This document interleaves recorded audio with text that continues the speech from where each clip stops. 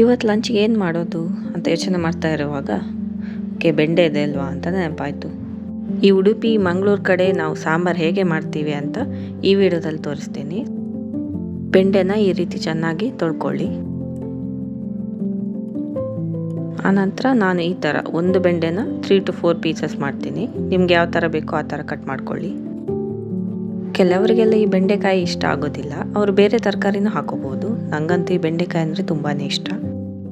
ಆನಂತರ ಒಂದು ಪಾತ್ರೆಯಲ್ಲಿ 3 to 4 ಗ್ಲಾಸಸ್ ನೀರು ಹಾಕಿ ಅದನ್ನು ಚೆನ್ನಾಗಿ ಕೊದಿಯೋದಕ್ಕೆ ಬಿಡಿ. ಈ ಬೆಂಡೆ ಏನಿರುತ್ತೆ ಅದನ್ನು ನೀರು ಚೆನ್ನಾಗಿ ಕುದಿದ ಮೇಲೇ ಹಾಕಬೇಕು, ಇಲ್ಲಾದರೆ ಅದು ಅಂಟಂಟಾಗಿ ಬರುತ್ತೆ. ಸ್ವಲ್ಪ ಹುಣಸೆ ನೀರು ಹಾಕ್ಕೊಳ್ಳಿ. ಒಂದು ನಿಂಬೆಹಣ್ಣಿನ ಗಾತ್ರದಷ್ಟು ಹುಣಸೆ ಸಾಕು. ಆಮೇಲೆ ರುಚಿಗೆ ತಕ್ಕಷ್ಟು ಉಪ್ಪು, ಸ್ವಲ್ಪ ಬೆಲ್ಲ ಹಾಕ್ಕೊಳ್ಳಿ. ನಿಮಗೆ ಸಿಹಿ ಎಷ್ಟು ಬೇಕೋ ಅಷ್ಟು ನೋಡಿಕೊಂಡು ಬೆಲ್ಲ ಹಾಕ್ಕೊಳ್ಳಿ.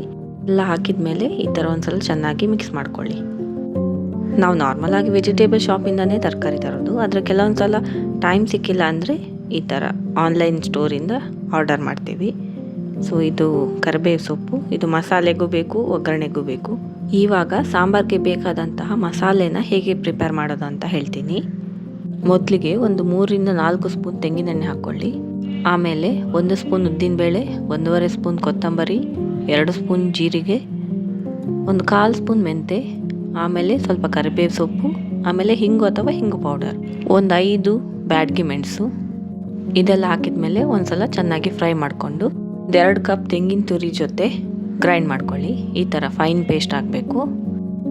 ಬೇಕಾದಷ್ಟು ನೀರು ಹಾಕ್ಕೊಂಡು ಒಂದ್ಸಲ ಚೆನ್ನಾಗಿ ಮಿಕ್ಸ್ ಮಾಡಿ. ಆಮೇಲೆ ಒಂದು ಕುದಿ ಬರೋದಕ್ಕೆ ಬಿಡಿ.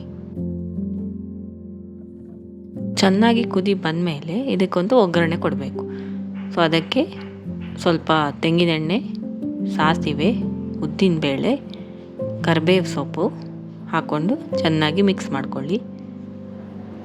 ಈ ಸಾಸಿವೆ ಚಟಪಟ ಅಂತ ಸಿಡಿಬೇಕು. ಈ ಒಗ್ಗರಣೆನ ಸಾಂಬಾರಿಗೆ ಹಾಕ್ಕೊಂಡು ಇನ್ನೊಂದು ಸಲ ಚೆನ್ನಾಗಿ ಮಿಕ್ಸ್ ಮಾಡ್ಕೊಳ್ಳಿ. ನೋಡಿ, ಬಿಸಿ ಬಿಸಿ ಬೆಂಡೆ ಸಾಂಬಾರು ರೆಡಿ ಆಯಿತು. ಇವಾಗ ಇದನ್ನು ಬಿಸಿ ಬಿಸಿ ಅನ್ನಕ್ಕೆ ಹಾಕ್ಕೊಂಡು ತಿಂದರೆ ಸೂಪರಾಗಿರುತ್ತೆ.